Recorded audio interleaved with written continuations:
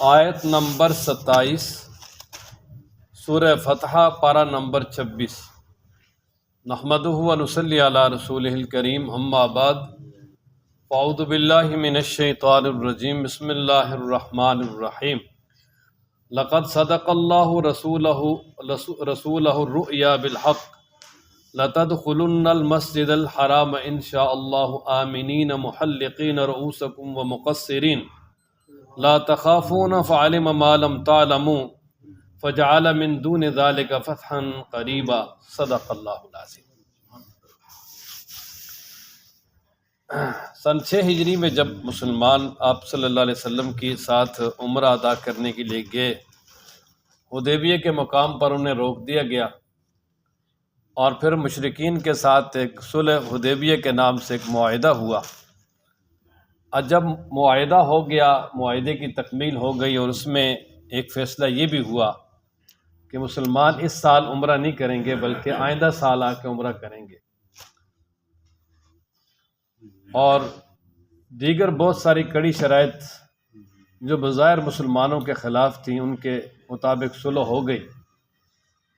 تو اس موقع پر کفار و مشرکین کو تو اور منافقین کو تو پروپیگنڈا کرنے کا موقع مل ہی گیا، لیکن اس موقع پر بہت سارے جو پکے مسلمان تھے ان کے دلوں میں بھی شکوک و شبہات پیدا ہوئے کہ دیکھیں جی، آپ صلی اللہ علیہ وسلم اللہ کے رسول ہیں، تو رسول اور نبی کا جو خواب ہوتا ہے وہ تو وہی ہوتا ہے۔ تو آپ صلی اللہ علیہ وسلم کو تو خواب آیا تھا، اور خواب میں اللہ تعالیٰ نے دکھایا تھا کہ بھئی صحابہ کرام نبی پاک صلی اللہ علیہ وسلم کے ساتھ، حضرت صلی اللہ علیہ وسلم بھی ساتھ ہیں، اور وہ عمرہ ادا کر رہے ہیں، بیت اللہ کا طواف کر رہے ہیں، اس کے بعد کوئی ٹینڈ کروا رہا ہے، کوئی بال چھوٹے کروا رہا ہے، قصر کروا رہا ہے۔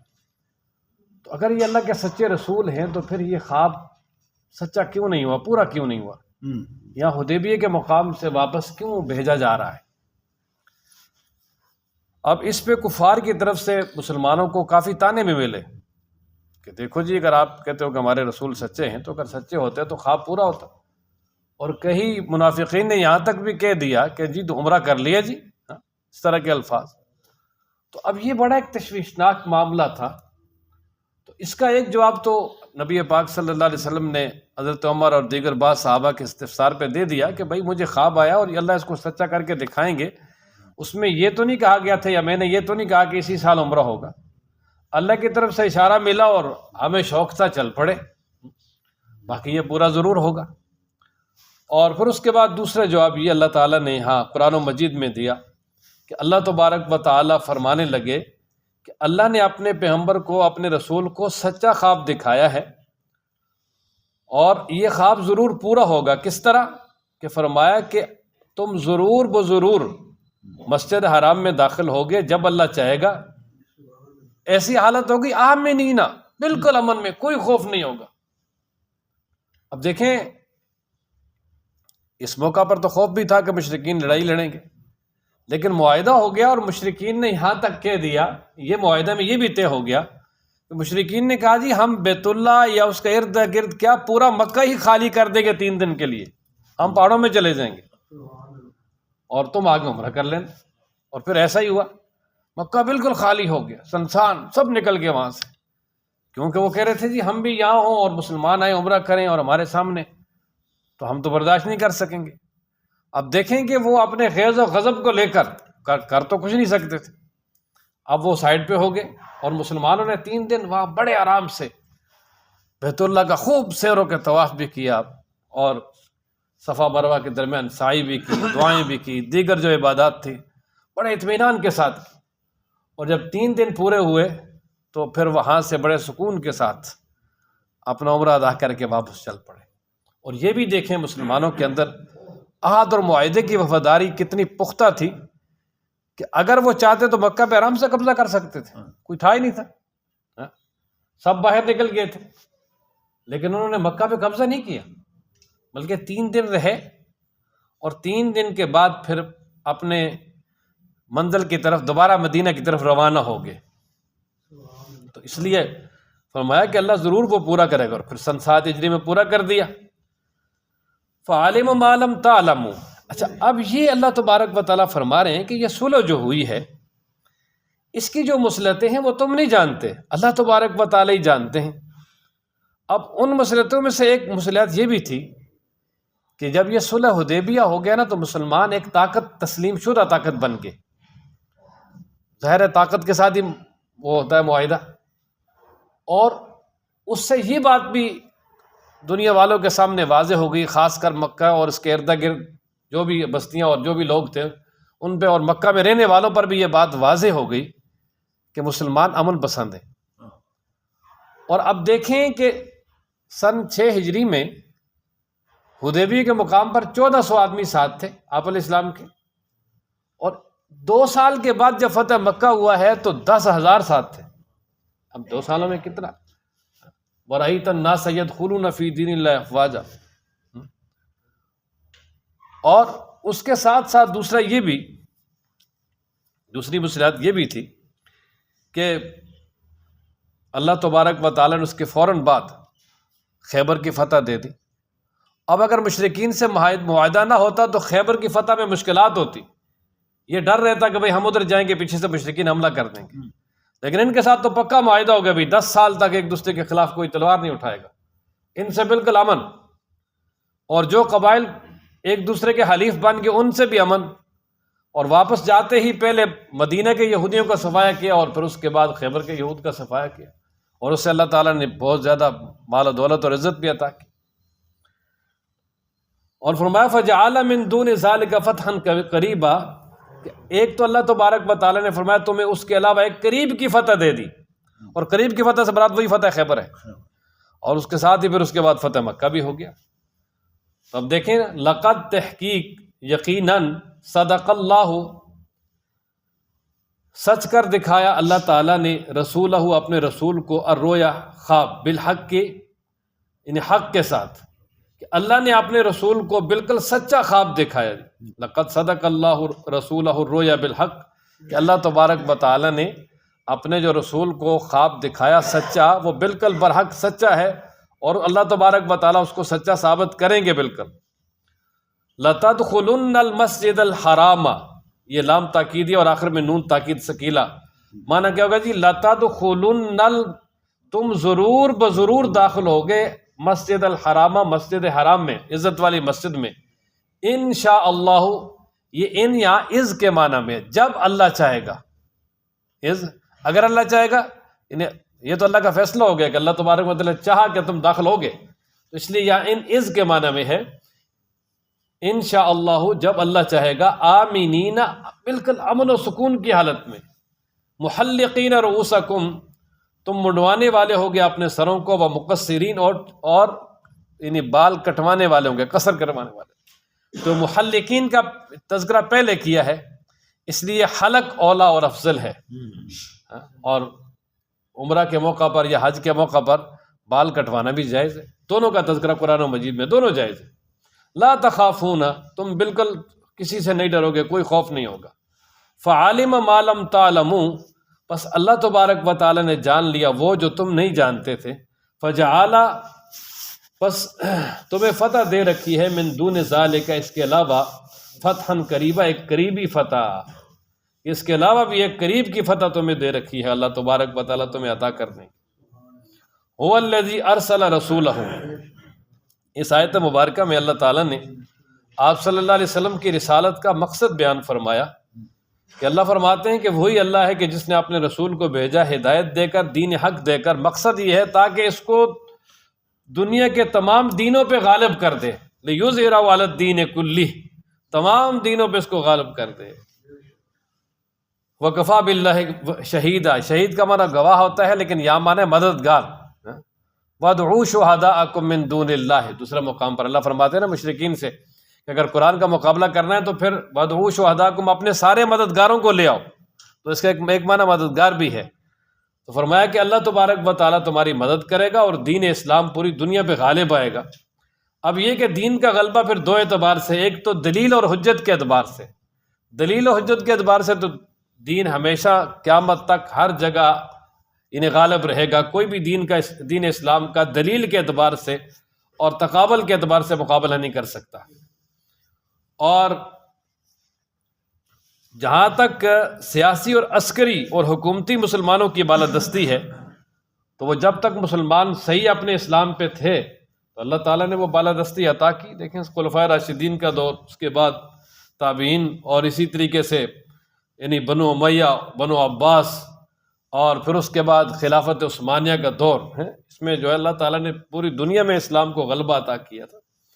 لیکن چونکہ مسلمانوں میں پھر رفتہ رفتہ فتور آ گیا، اپنے ایمان اور اسی طرح اپنے دین کے ساتھ جس طرح چلنا چاہیے تھا اس طرح چلنا چھوڑ دیا، اور مسلمانوں نے آپس میں اختلاف شروع کر دیا، قرآن سے دور ہو گئے، اور آپس کا جب اختلاف اور انتشار بڑھ گیا تو آپس کی عداوتیں اتنی بڑھ گئیں کہ ہر ایک نے کفار کے دامن میں جا کے پناہ لینا شروع کر دی، اور کفار کے ساتھ دلی دوستیاں بنا لی، اور ان کو ہی اپنا محافظ سمجھا. تو پھر اس کا نتیجہ یہ ہے کہ آج دیکھیں مسلمان جگہ جگہ مارے جا رہے ہیں. آج بھی اگر وہ مسلمان دوبارہ اپنے ایمان پہ آ جائیں، اللہ تعالیٰ خود فرماتے وَأَنْتُمُ الْأَعْلَوْنَ إِن كُنتُم مُؤْمِنِينَ، اگر تمہارا ایمان ہے تو پھر تم ہی غالب رہو گے دنیا پہ. تو آج بھی اگر اس نہج پہ آ جائے تو دوبارہ غلبہ انہی کا ہے. اللہ تعالیٰ ضرور غلبہ عطا کریں گے. جیسے شاعر کہتا ہے نا کہ فضائے بدر پیدا کر فرشتے تیری نصرت کو، گردوں سے اتر سکتے ہیں قطار اندر قطار اب بھی. کہ اب بھی جو ہے نا وہ فرشتے آ سکتے ہیں جس طرح بدر میں آئے تھے، لیکن وہ بدریوں جیسا ایمان تو ہونا. وہ کہتے ہیں آج بھی ہو کر ابراہیم کا سا ایمان پیدا، آگ کر سکتی ہے انداز گلستاں پیدا. تو یہ تو بہرحال هو الذی، وہی تو ہے، ارسلہ، جس نے بھیجا، رسولہ، اپنے رسول کو، بالہدا، ہدایت کے ساتھ، و دین الحق، اور دین حق کے ساتھ.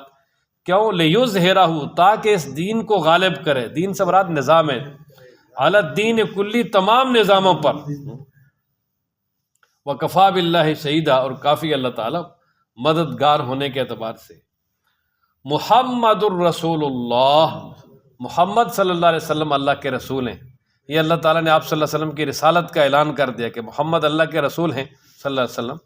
اور اس کی وجہ یہ ہے کہ حدیبیہ کے مقام پر جب صلح نامہ لکھا گیا نا تو یہ لکھا گیا کہ بھائی یہ فیصلہ محمد الرسول اللہ اور سہیل بن عمر کے درمیان ہے. لیکن وہ نہیں مانا کہ نہیں، اگر ہم محمد رسول اللہ مانے تو پھر تو جھگڑا ہی ختم ہے. رسول اللہ ہی نہیں مان رہے، اس لیے اس کو لکھا جائے محمد بن عبداللہ. تو حضرت علی رضی اللہ تعالیٰ عنہ صلح تحریر کر رہے تھے، آپ علیہ السلام نے فرمایا علی اس پہ قلم پھیر دو اور اس کی جگہ لکھ دو محمد بن عبداللہ. فرمایا نہیں، یہ کام مجھ سے نہیں ہوگا. اللہ کے محبوب آپ صلی اللہ علیہ وسلم کی محبت میں انہوں نے انکار کیا. اللہ کے محبوب میں اور آپ کا نام مٹاؤں؟ آپ صلی اللہ علیہ وسلم نے پھر خود قلم لیا اور اس پہ سے قلم پھیر کے مٹایا. فرمایا اس کی جگہ لکھ دیں محمد بن عبداللہ. تو چونکہ وہاں انہوں نے محمد رسول اللہ مٹا کے محمد بن عبداللہ لکھوایا تھا نا، تو اللہ تعالیٰ نے فرمایا تم جو مرضی لکھواؤ، اللہ کے ہاں محمد الرسول اللہ، محمد صلی اللہ علیہ وسلم اللہ کے رسول ہیں. اچھا، اب جو نبی پاک صلی اللہ علیہ وسلم کے ساتھ صحابہ ہیں، آگے چند ان کی صفات بیان فرمائی. نمبر 1، والذین معاہ، وہ جو اس کے ساتھ ہیں، یعنی محمد صلی اللہ علیہ وسلم کے ساتھ ہیں، ان کے ساتھی ہیں. اشداء علی الکفار، وہ کفار پر بڑے سخت ہیں، کفار کے مقابلے میں بڑے سخت ہیں، بڑے مضبوط ہیں. یہی وجہ سختی ہے کفار کے مقابلے میں کہ بڑی بڑی جنگیں لڑیں اور اللہ تبارک و تعالیٰ نے فتح عطا کی. بدر سے شروع ہوئی اور پھر کیسر و کسرا تک جو ہے پہنچ گئے، اور ان کے ساتھ بھی ٹکرائے اور ان کو بھی پاش کر دیا. کسی کافر کے ساتھ دوستی نہیں رکھی، دلی دوستی کسی کافر کے ساتھ نہیں رکھی، الا وہ کفار کے جن سے معاہدہ ہو گیا، پھر وہ معاہدے کی خوب پاسداری کی. معاہدہ کی پاسداری میں مسلمان ہمیشہ ایک نمبر رہیں. لیکن ویسے کفار کے دامن میں جا کے بیٹھنا اور ان کے ساتھ مل کر اپنے دوسرے مسلمانوں کو مارنا اور ان کے خلاف جانا، یہ فرمایا کہ نہیں، کسی صحابی میں یہ بات نہیں تھی. سارے کے سارے اپنے دین پہ، اپنے معاملے میں بڑے پکے تھے. سب سے زیادہ محبت ان کو اللہ سے تھی. تو فرمایا اشداء علی الکفار. دوسری صفت، رحماء بینہم، آپس میں بڑے رحم دل ہیں، کہ آپس میں ایک دوسرے پہ شفقت، محبت، اور جو مشاجرات ہیں وہ بھی غیروں کی کارستانیاں تھی، لیکن اس کے باوجود بھی دشمن کے مقابلے میں ایک تھے. جب حضرت معاویہ کو پتہ چلا کہ رومی جو ہے نا وہ حضرت علی رضی اللہ تعالیٰ عنہ کے علاقے پہ حملہ کرنا چاہتے ہیں، تو حضرت معاویہ رضی اللہ تعالیٰ عنہ رومیوں کو یوں مخاطب کرتے ہیں، خط لکھتے ہیں، کہتے ہیں ایھا الکلاب الروم، اور رومی کتے، اگر تم نے حضرت علی رضی اللہ تعالیٰ عنہ کے خلاف بڑھنے کی کوشش کی تو فرمایا معاویہ سب سے پہلے اس کا سپاہی بن کے تمہارا قلعہ کما کرے گا، اور ان کو کبھی جرأت نہیں ہوئی کہ وہ کسی پہ بھی حملہ کرتے۔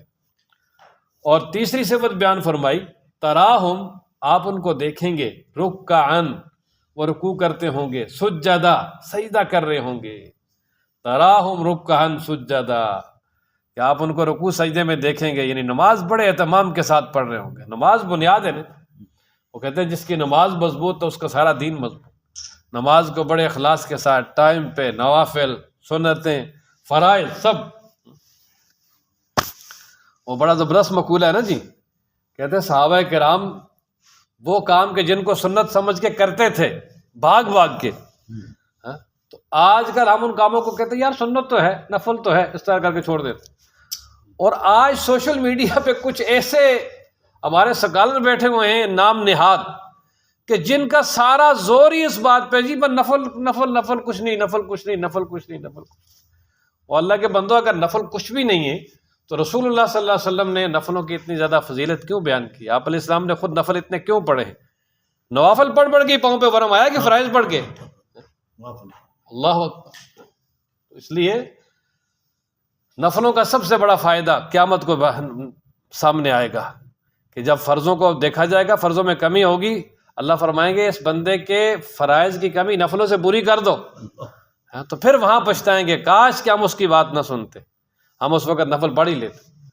تو اس لیے نوافل بہت ضروری ہیں جناب۔ مجبوری ہو، کہیں سفر ہے، بیماری ہے، تکلیف ہے، جلدی ہے، تو ٹھیک ہے نہ پڑھیں، کوئی حرج نہیں، لیکن موقع ہے تو خوب دل لگا کے نفل پڑھیں۔ اللہ تبارک و تعالیٰ کے محبوب صلی اللہ علیہ وسلم نے فرمایا، اللہ تعالیٰ فرماتے ہیں کہ میرا بندہ نفل پڑھ پڑھ کے، نفلی عبادت کر کر کے میرا اتنا قریب ہو جاتا ہے، پھر میری ساری مائیت اس کو حاصل ہو جاتی ہے، پھر میں اس کا ہاتھ بن جاتا ہوں، پاؤں بن جاتا ہوں۔ اس کا مطلب یہ ہے کہ ہماتن میں اس کو مل جاتا ہوں۔ تو نوافل سے خدا ملتا ہے جی۔ اور اللہ تعالیٰ نے صحابہ کی صفت بیان فرمائی تراہم رکعاً سجدہ، آپ دیکھیں گے ان کو رکوع سجدہ کرتے ہوئے۔ چوتھی صفت یبتغون فضلا من اللہ، وہ تلاش کرتے ہیں فضل اللہ کا، ورضوان، اور اللہ کی رضا۔ اللہ کا فضل اور رضا اس کی تلاش میں رہتے ہیں، دنیا کے لیے کوئی کام نہیں کرتے، وہ نیکیوں میں آگے بڑھتے ہیں، ہر وقت ہر معاملے میں ان کی کوشش یہ ہوتی ہے کہ ہمارا رب کیسے راضی ہو جائے۔ اور اللہ نے پھر اعلان کر دیا لقد رضی اللہ عن المؤمنین اذ یبایعونک تحت الشجرہ۔ اللہ اکبر۔ پانچویں صفت سیماہم، ان کی پہچان، فی وجوہہم، ان کے چہروں میں ظاہر ہے، من اثر السجود، سجدوں کے اثر سے ان کی پہچان، سیماہم ان کی پہچان، فی وجوہہم ان کے چہروں پہ ظاہر ہے، سجدوں کے اثر سے۔ اب سجدوں کے اثر سے ایک تو یہ ہے کہ جب وہ مٹی پہ سجدہ کرتے ہیں تو وہ مٹی لگ جاتی ہے، دوسرا یہ ہے کہ یہاں وہ نشانات بھی بن جاتے ہیں، اور تیسرا جو اس سے صحیح بات یہ ہے کہ نمازی کے چہرے پہ رونق اور ایک نورانیت ہوتی ہے، فرمایا وہ چہرے سے پہچانے جاتے ہیں یہ بندہ نمازی، قدرتی بات۔ اور جو سب سے بڑی جو نشانی ہے وہ قیامت میں ہوگی۔ نبی پاک صلی اللہ تعالیٰ علیہ وآلہ وسلم سے صحابہ نے پوچھا اللہ کے محبوب وہاں تو ساری امتیں اکٹھی ہوں گی، تو اپنی امت کو آپ کیسے پہچانیں گے؟ تو آپ علیہ السلام نے فرمایا جی ایک جگہ ہو وہاں سارے گھوڑے کالے ہوں، اور ان میں کچھ ایک گھوڑا ایسا ہو، مثلا ایسے گھوڑے ہوں کہ جن کی پیشانی بھی سفید ہو اور چاروں پاؤں بھی کیا ہوں جی، تو وہ ان میں نمایاں نظر آئے گا کہ نہیں؟ ہر کوئی ان کو پہچانے گا الگ؟ جی بالکل پہچانے گا۔ فرمایا ایسے ہی قیامت والے دن میری امت کے جو اعضائے وضو ہے، چہرہ، یہ دونوں ہاتھ پاؤں، یہ چمک رہے ہوں گے، اور میں ان کو ان کی چمک سے پہچان لوں گا۔ حضرت ابو ہریرہ رضی اللہ تعالیٰ عنہ جہاں تک دھوتے تھے، ان کا اپنا ایک تھا، جہاں تک دھونا سنت ہے کون نہیں ہوتا، وہ کہتے تھے بھائی جو چاہتا ہے اس چمک کو اور بڑھا لے، جو چاہتا ہے اس چمک کو بڑھا لے تو وہ کیا کرے جی؟ ہاں اللہ اکبر۔